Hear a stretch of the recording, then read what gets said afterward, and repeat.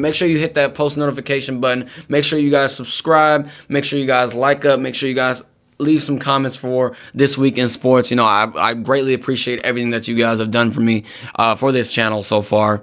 And, with that being said, let's get into our next segment, y'all. Now, I said I was going to let go of this whole shenanigans going on here with the Sheduer, Sanders, and the NFL news. But I'll still stand on it, y'all. I'm still standing on it. I believe the NFL did him wrong. NFL owners in particular, and we'll get into that, I think, did him wrong in a sense of, him sliding down the five to the fifth round. Granted, like I said, he got drafted, so I guess I can shut the hell up about it. But, but in the limelight of him being selected, reports are spurring about the draft process, y'all. So it's been reported that multiple NFL owners told their front office to take them off their draft boards, according to Boomer Esiason. So according to Boomer Esiason, what he got from a source, and again, most of these sources, y'all, it's tough because most of these sources, they usually never, they're always anonymous. So this source said that he torpedoed himself, his attitude off the field at the combine. His dad didn't help.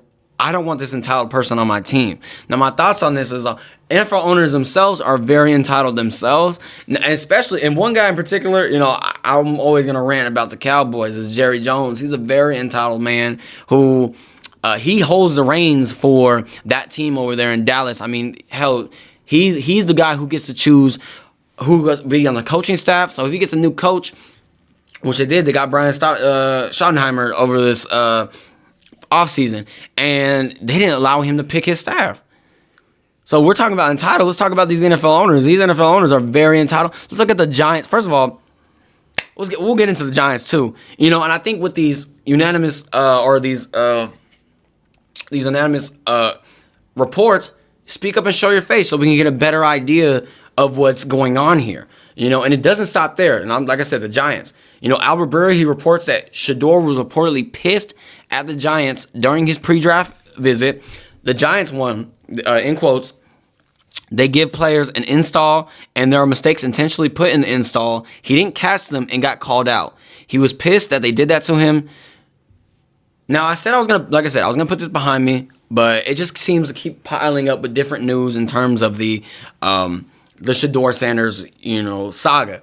And in terms of the Giants, that Giants organization, that front office, this has nothing to really do with Sheduer, but I think if you look in terms of the decision making, it does play a part because one, they paid Daniel Jones $40 million a year thinking he was going to be their savior, and Daniel Jones, no disrespect to Daniel Jones at all, I'm sure the guy can ball.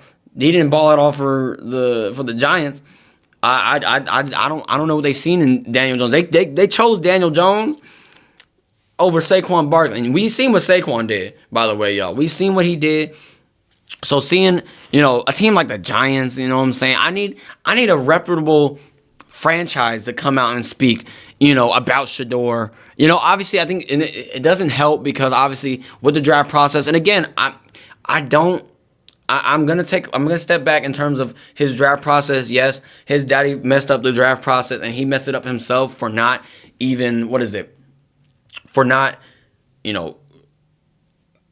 having interviews with certain teams or anything like that. But at the same time, y'all, we have franchises like the Giants, we got the Browns, these are franchises that haven't had success in recent years come out and speak about Sheduer or speak about the process or whatever it is, whatever it may be. I need someone to come out and, and speak about this, someone that is more, I guess you could say, have more of a reputation in terms of team success and just fostering a good front office, because obviously Cleveland cycles through front offices, Giants cycle through front offices like no tomorrow. So it's like, what are we doing here? But on top of that, let's look at the highlight of him. He has the highest selling jersey right now. So Sheduer, he is truly looking to make a name for himself in this league. And I believe once he is able to do that and achieve that, because right now I don't think is appropriate time for him to even try to speak out. keep your mouth shut, buddy. You know what I'm saying? I guess you just gotta, play your role. You're the fourth quarterback on the roster in Cleveland. I can see you winning the job. Like I said, I got all the faith in the world in Sheduer. I really think he's gonna be one of the greatest. He's gonna come out as a great. He's gonna come out great. Again, look as we look here, y'all. The highest selling jersey already. Again, I don't think. I mean, personally, I'm not gonna buy a Browns jersey because I don't like that Cleveland color at all. But maybe for Sheduer, I might do it. Again, so once it all settles down, and Sheduer maybe has success in the NFL. We might be able to hear his side of this whole thing. We might get a 30 for 30 about it. We might get a documentary about this whole thing going on. And I'm sure the NFL would love that because they be money grabbing. So, in terms of Sheduer, we just gotta really hope in, that in Cleveland he has success. Because if he doesn't have success, y'all, regardless, however this pans out for Sheduer, people are going to look at him in a negative way regardless. He has success, they're going to say because of his last name. He doesn't have success, it's going to be because of his last name.